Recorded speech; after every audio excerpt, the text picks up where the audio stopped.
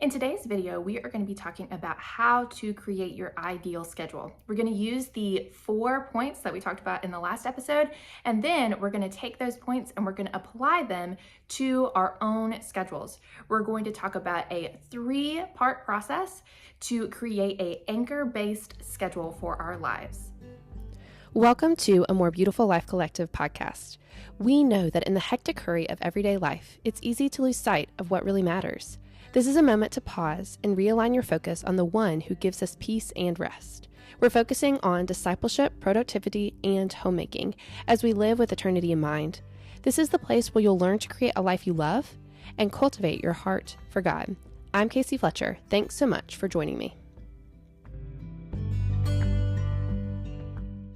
Hey everyone, and welcome to A More Beautiful Life Collective podcast. This is episode 24 of the podcast. So we have been talking a lot about planning and getting things done. This is the last episode in our Getting Things Done from a Godly Perspective. If you have liked these episodes, I would love it if you left a 1 or 2 sentence response for a More Beautiful Life Collective podcast. You can leave those as a rating or review wherever you listen to podcasts, or you can comment below if you're watching on YouTube. These podcasts have been talking all about creating goals, creating a vision, living intentionally, getting your to-do list done. And the last part of this podcast has been focused on creating your ideal schedule. Now, in the last episode, what we did is we talked about 4 key biblical points for creating your ideal schedule. And in this episode, we are going to be talking about how to use those points to actually make a schedule. So we're going to be getting really practical today and talking about those points. We're going to go over the difference between a time block schedule and an anchor-based schedule. And then we're going to talk about the 3-part process for creating an anchor-based schedule. So my husband is currently building a house, and so every day he goes off to work and he carries all of the things that he needs to work on the house. So you can think of that as like heavy equipment. He has his big truck, he has, a drill, he has nails, he has all of the lumber, and he's building this frame of a house.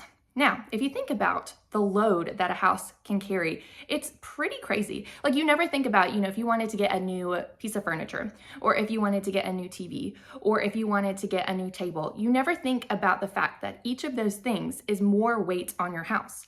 And so, if you had too much weight on your house, your floor could fall through, right? There are videos of people who have, decks and they're not secured right on their house. And so one person, they actually put a hot tub on their deck and the deck just fell clean off the side of the house because it wasn't attached right. So a lot of times whenever we're thinking about our homes, we never really, understand or really process how much weight that our homes can carry. And the reason why is because our homes are engineered correctly so that it can bear the weight of all of the things that we have in our lives. What we're going to be looking at today is thinking about engineering our schedule or building our schedule, creating a blueprint for our schedule so that we can bear the weight of all of the things going on in our lives. The most important thing that my husband takes with him to the work every day is not the lumber, it's not the heavy equipment, it's the blueprints for the house. If you don't have the blueprints, your home might not be correctly engineered. You might forget the supports that need to go in certain places.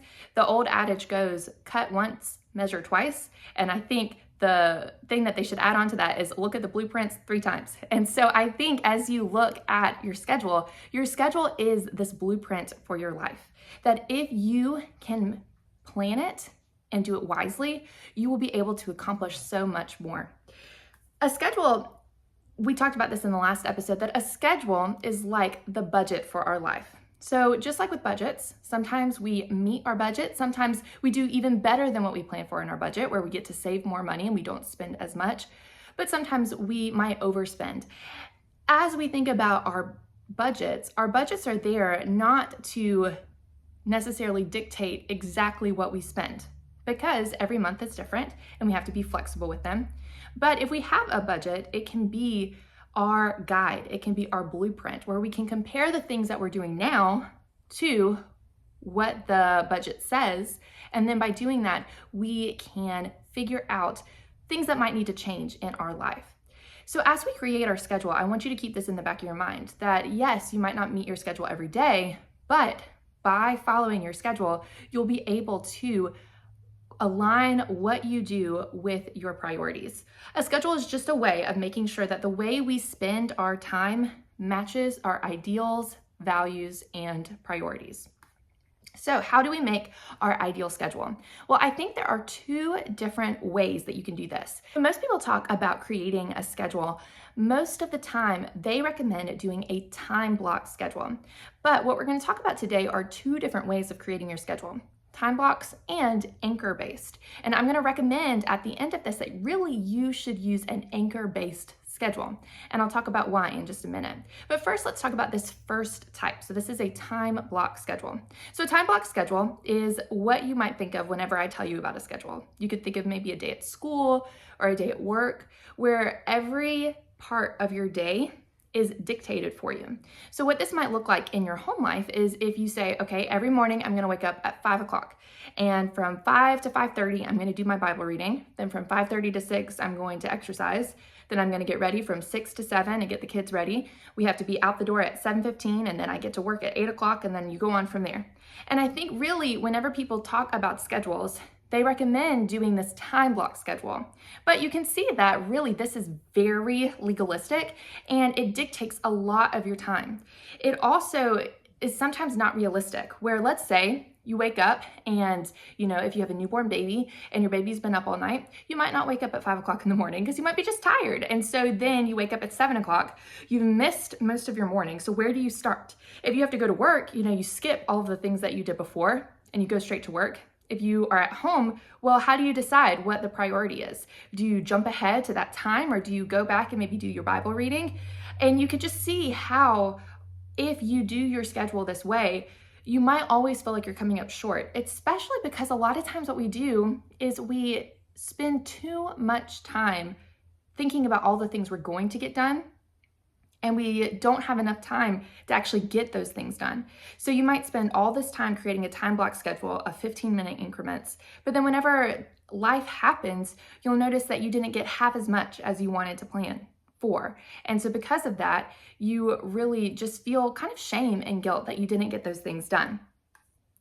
The other way of making a schedule is using anchors. Now, anchors, what these things are is they're basically just moments in a day that help you to remember what the next thing is going to be.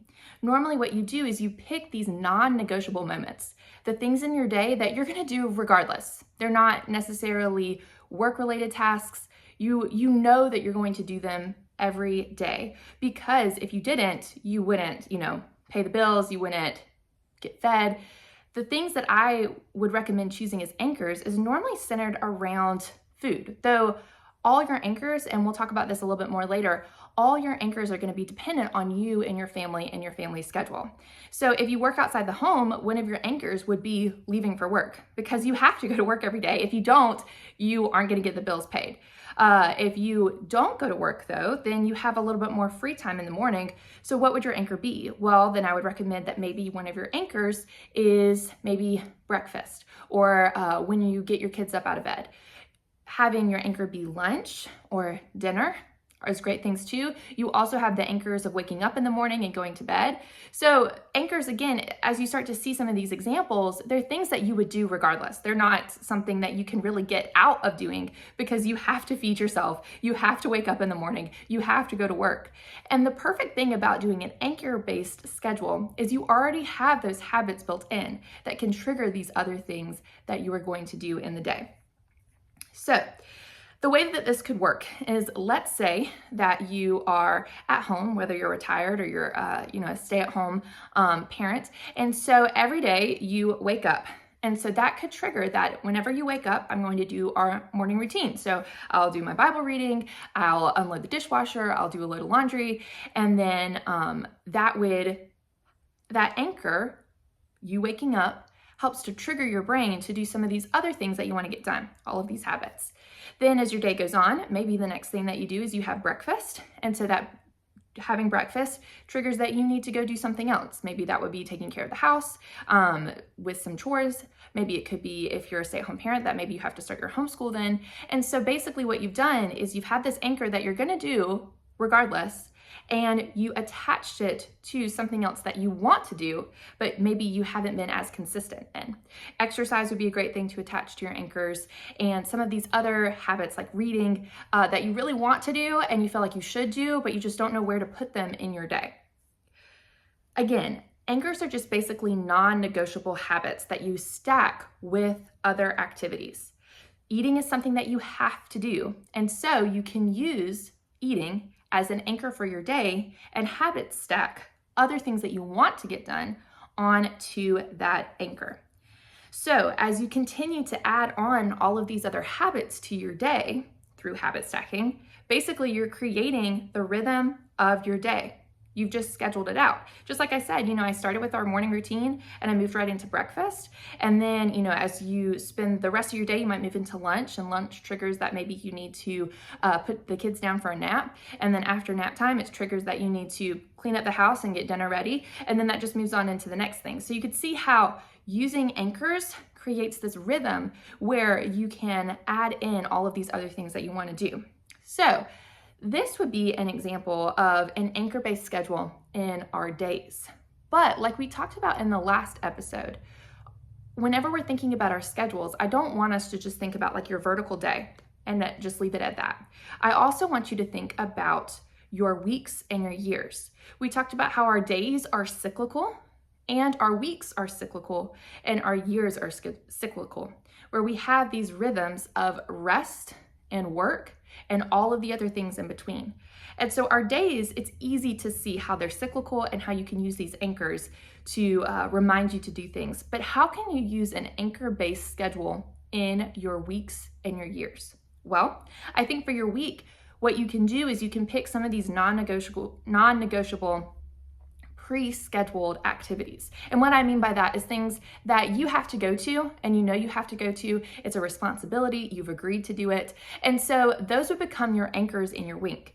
I think of things like, maybe sports practices, church meetings, maybe if you have some kind of regular, family or friend get together, those would be anchors in your week. And so you would schedule for them.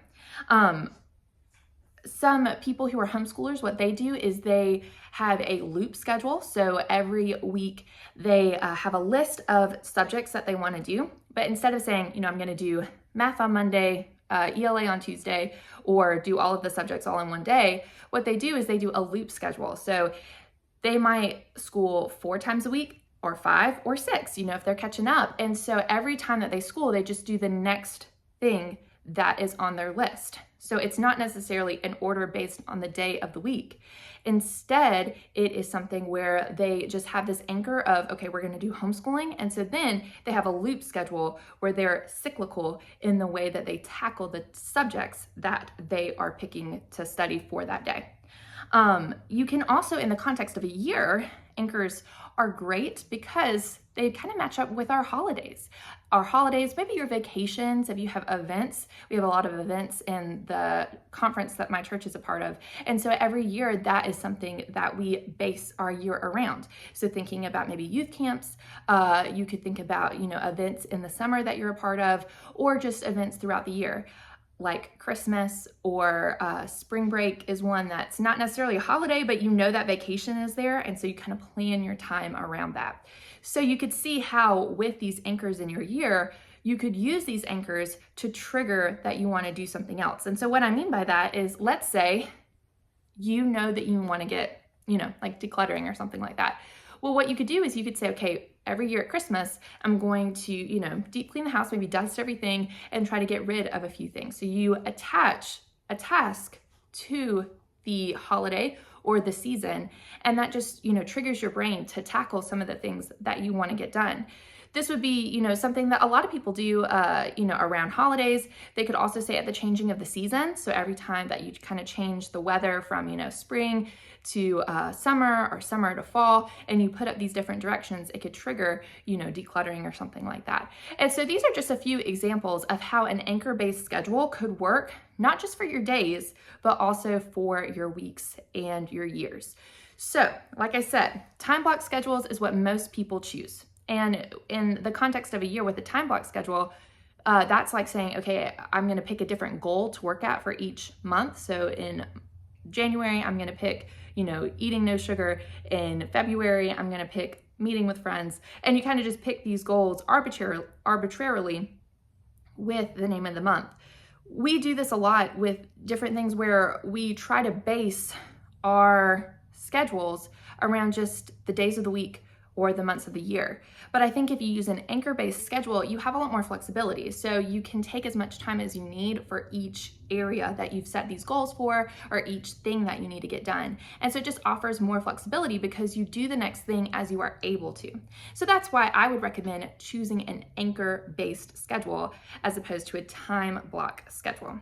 So now it's time to make your schedule. So what we're gonna do is we're gonna talk about 3 steps for making your ideal schedule. And those steps are, you need to determine your anchors in your week, and then you need to mark areas of open time in between your anchors and kind of designate and set boundaries around the time that you see there. And then you need to identify any habits that you want to stack on to your anchors. So that's our 3-part system. So let's talk about how you would do this. So in the last episode, we talked about our 4 biblical points that we need to keep in mind as we make our schedule. The first one is we work out of rest. Our second one is we need to honor the cyclical nature of our days, weeks, and seasons. We need to have balance in our schedules. And we need, or at least try to align our schedules with a liturgical year. So keeping in mind the story of Christ and the story of the Bible in our year. And I have a post online that you can read on the blog that goes more in depth with why the church calendar is beneficial for us, even if you're a Protestant. So what I do whenever I am planning my ideal schedule is I actually would print out a circle, because again, I say that our days, weeks, and years are cyclical. And so I think it's important to recognize that, because it's not something that you're just progressing into this future of this totally different end goal. You're going to do the same things every day, you're going to do the same things every week, and you're going to do the same things every year. And so I think it's important as we look at our schedules that we kind of see that even in the way that we symbolize our schedule. So instead of doing a schedule that looks more like a planner, that's like vertical and kind of laid out like a spreadsheet, I recommend planning your year by looking at it as an actual circle so that you could see these times of rest and then these times of work. And the same thing with your week, where you have this time of Sabbath, and then this time of work in your week. And then the same thing with your year, where you have, Advent and winter, which is more of a rest time. And then you have the time of spring, summer, and fall, where you're, waking up to work, working hard, and then kind of going back into this rest mode. So I would print out your schedule. And then what I would do first is I would create your anchors. So you need to determine what are your anchors in your week. Now, I said before, all of our days are so varied that every person is going to have very different anchors. But I think it's important to think about this now, because if you don't establish your anchors, then you're not going to really know how to do these other things where you can use your schedule to accomplish more than what's really going on now. And again, right now, you probably have these anchors in your day, even if you've never identified them. But sometimes I think our schedules can be out of balance, where we don't realize that we aren't spending our time as well as we could, and we're not really stewarding our time. So to determine your anchors, first, I would maybe go back to your time inventory that we talked about in the last episode, where you look through and kind of see everything that you have going on in your life. Because we live in such a scheduled society, you're going to have quite a few things that are already just kind of predetermined for you, and you can't really change. So like I said, things like sports, church meetings, work responsibilities, any of those things are just going to be pre-scheduled. And what I would recommend is treating them like an anchor in your week.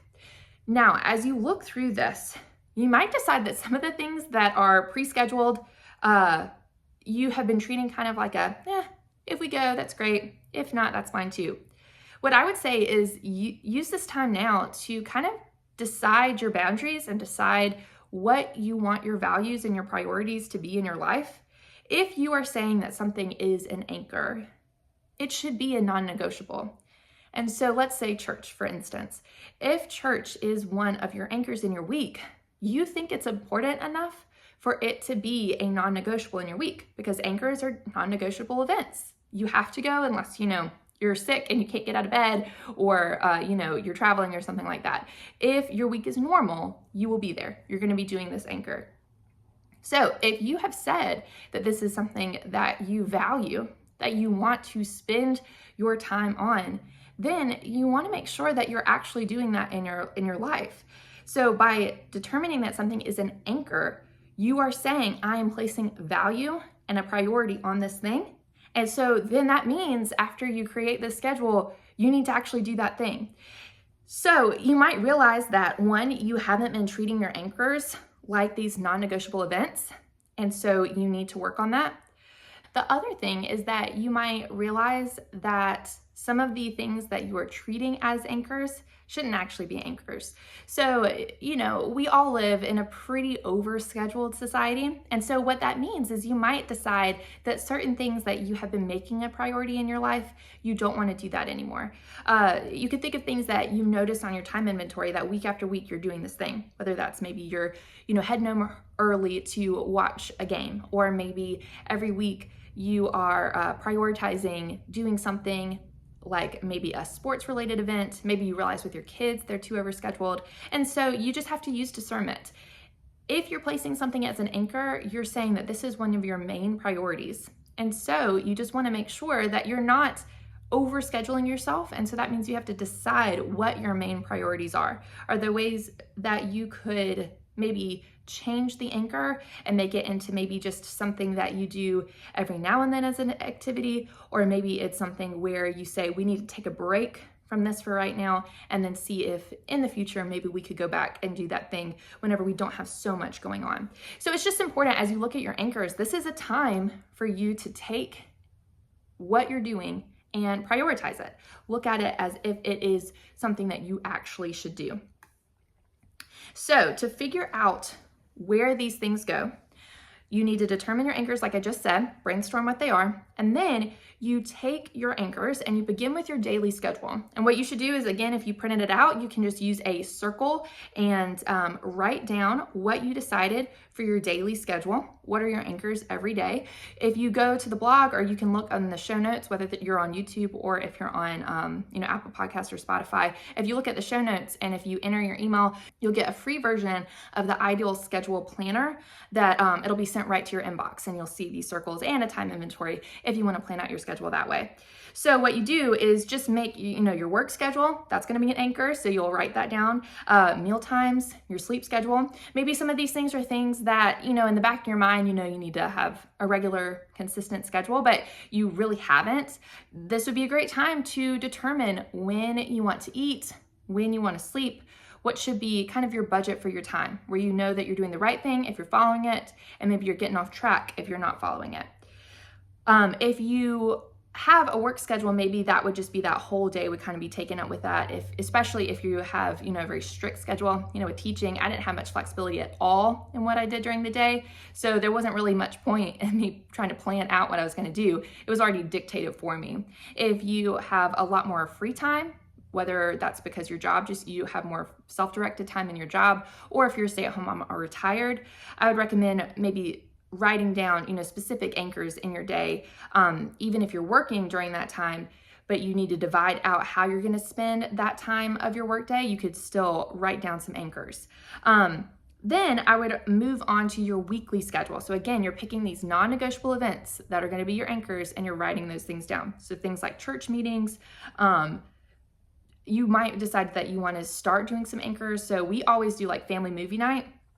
So that is always on Friday night, and that has become an anchor for our week. But every Friday we try to be home, and we all try to, get together. It kind of, ends the work week. It's a great tradition. And so because of that, that would be an anchor in our week. So every week, we have our church time, and then we have our movie night on Friday, and that's just an important way to end our week. Then you can brainstorm your yearly schedule. And again, you might think of some traditions. Maybe if you had a lot of traditions growing up, but you don't now, this would be a great time to explore some ways that you could add those into your life, because traditions are so important for teaching us the truths about our family and the truths about God. And so you could think about ways to add that in. And again, you can look at that church calendar, celebrating the church calendar post for more ideas of different traditions that you can add in your life.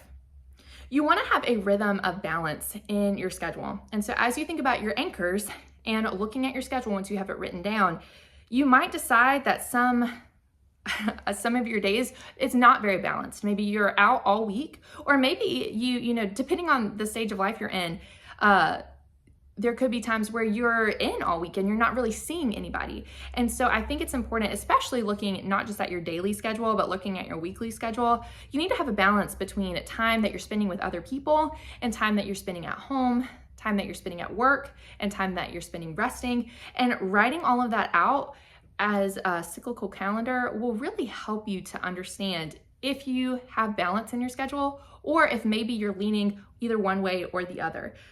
Whenever I was working, I would always try to have this balance between nights that I would be in and nights that I would be out of the house. And so in that way, I'm saying, okay, sometime is designated family time. That's just us and we're hanging out. Other times we're reaching out and being with friends. We got sick in January, and I've noticed this, that now it's like I'm craving that friendship. I was ready after the holidays. I was like, we don't need to see anybody. But now I am noticing that, you know, I'm spending a lot more time at home and not really going out and doing things. And I feel that. And I think sometimes we get so stuck in a rut in our schedule that we don't even recognize that we are craving time either by ourselves or time spent with people. And so writing this out can help you to give you an idea of what you are craving in this moment and how maybe you can get closer to that idea of balance. So if you realize that your schedule doesn't have balance, one thing that you can do is add in more anchors. So maybe if you realize that, you know, you're not really spending that much time with your family and you want to create a family tradition that's just for you guys, you could create something like a pizza movie night or like a weekly hike, something like that, and you could add that into your week. Maybe you're realizing that you're out all the time and you have absolutely no time for yourself. Well, again, you could say, you know, on Saturday mornings, I'm going to go out, get a coffee by myself, do some journaling, and that could be an anchor in your week. So you could start to brainstorm things that you see are missing from your schedule and add those in as an anchor for your week. You could also make standing plans with other people. Not everybody is going to be going through, you know, creating ideal schedules, all this kind of stuff. And so if you recognize that you're like, well, I really need to spend more time with people. I'm, you know, becoming a little bit more reclusive. And so I need to, you know, break out of the bold, break out of my house and go spend time with people. If you see that, what you can do is you can just reach out to a friend and say, hey, you know, I really would want to just spend time with you. And I know that life is so busy. Can we just make a plan to get together every 2 weeks? These kind of standing plans are the way to go, because those standing plans, they become anchors in your week where you know that it's going to happen. And then that way it's not like a question of when am I going to get to see my friends? Instead, it's something that you look forward to, and you know that in 2 weeks you're going to hang out together. And so you don't have to feel guilt that, you know, you never get to see your friends. You also don't have to feel like you never have time, because by making it an anchor, by making a standing plan, you are already budgeting that time to spend with your friends. So what we've talked about so far is that you need to determine your anchors. We talked about what they could be. We talked about how that looks for a daily, weekly, and yearly schedule. And now what we're going to talk about is what to do with that other time. So your anchors, they will take up quite a bit of your schedule. Again, they're non-negotiable, so you know that they're going to be there every day, every week, every year. But you'll also notice that there's time in between the anchors. You don't have anchors for every moment of your day. Instead, there's times where if you say, okay, one of my anchors is breakfast, that might be at like 8 or 9 o'clock, depending on your schedule. And then you'll eat later on in the day. So for your lunch, might be between 12 and 1, something like that. Well, what are you going to do between breakfast and lunch? Between that, 9 o'clock to 12 o'clock time. Again, if you're working full time, that already might be dictated for you. But what you can see is if you mark these open times, you can start designating time to do certain things during that.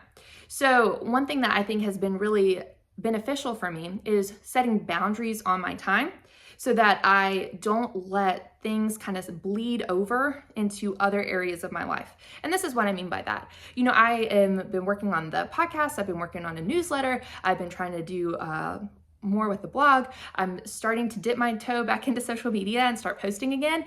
And so all of these things can take up as much time as I give them. Most of you guys, before this, I was a teacher. And one of the things that everybody said for teaching is that teaching will literally take up as much time as you give it. If you gave 24 hours in your day to teaching, there would still be more to do. You could still do something else, because a lot of times you would remake, curriculum, you would plan new lessons, you would make it really pretty. And so it will just soak up as much time as possible. Your house is the same way. If you don't set boundaries on your time, I was reading somebody's comments before on a post that was talking about how much time do you spend cleaning. And that person said they spent 3 hours a day cleaning. And I just can't even imagine. Now my house, I don't spend 3 hours a day cleaning, and you can tell. But the thing is, if I let myself, I could easily spend that much time cleaning. And part of it would be me just going behind my children and cleaning up after them all day. You need to set boundaries around your time so that you're not letting things like that bleed into your life. If you know that every day I try to do like a little preschool thing with my kids, I spend my morning doing that thing. And because of that, I don't let writing and recording and doing social media and things like that bleed into my mornings. That is time for me to be focused and present with my kids. If I know that after, I'm not a huge fan of cleaning, and I would rather not clean. If I never had to clean, I'd be happy. But if I know that I need to clean, then I have to say, okay, before I start anything else, after breakfast, I'm gonna take 15 minutes, and then it's my time to clean. And I don't let anything bleed into this. I don't get to do fun things. I don't get to read my book. I don't get to look at my phone. I have to clean. So this is why it's important. After you establish these anchors, these non-negotiables, then you look at this open time and you designate what category of time this is going to be. It's really helpful to use your time inventory to do this, because if you do, you can look at the categories of time that you have to figure out what you need to designate in your schedule. So do you need time for cleaning? Do you need time for, visiting people? If you're a pastor, that's going to be a huge amount of time too. And I'm sure that you would never feel like you're done with visiting people and, checking in on them. And so you got to designate, okay, on Wednesday mornings, I'm going to take the morning, and this is my time where I'm going to see as many people as possible. Maybe it's you want to read and you want to read more. How can you designate time to make sure that you do that thing, but also not let that thing bleed into other areas of your life? So it is kind of a form of time blocking, but you're doing it on a rhythm. So you're doing it after you finish that anchor. And if you don't get to that thing, if it's, the whole week's gone by and you never hit that rhythm because you've had other things take up that time, well, you just know the next week you'll start back again and try to add in that area to your life. This gets into the idea that our anchors trigger our rhythms for our day. And so you're trying to figure out, by designating your time, what is your rhythm for your day? Almost every day around nap time, the reason why I'm able to do so much with creating the resources and the podcasts and things like that is because after I lay my kids down, that's the anchor, their nap time, their quiet time. Then that triggers that the next portion of time in my day is going to be work time. I'm going to try to write something, create something, record something. And so because of that, I have a rhythm in my day where every day I'm going to be doing this thing. And because I've designated that time, more than likely it does get done, where I do get to work. Even if it's just for 30 minutes, I get to work on something. Now, if I was doing a time block schedule, the issue would be, if I say, well, it's, 2 o'clock and they're still not asleep, and I was supposed to be working on the house at 4 o'clock and getting dinner ready, then you start to get worried that you're not following your schedule. But by following an anchor-based system, it's a lot easier to have that flexibility that you need.